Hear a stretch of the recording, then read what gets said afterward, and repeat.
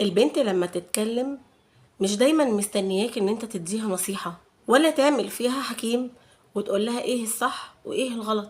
البنت ساعات بتكون عايزة تحكي عشان قلبها يرتاح، عشان الكلمة اللي جواها تطلع قبل ما تكتمها وتتحول لوجع.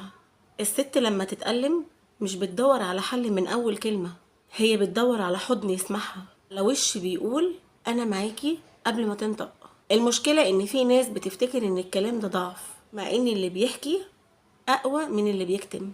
البنت محتاجة أمان، والأمان مش في الفلوس ولا في الحلول، الأمان في الشخص اللي بيسمعها وهي حتى مش مرتبة كلامها، ويسمح لدموعها إنها تنزل وهي عارفة إنها مش هتتحاسب عليها. فلو جاتلك بنت تتكلم اسمعها، مش مطلوب منك غير ودانك وقلبك، لأن أوقات الكلمة اللي هتسمعها منك هتكون سبب إنها تقدر تقف على رجلها من تاني.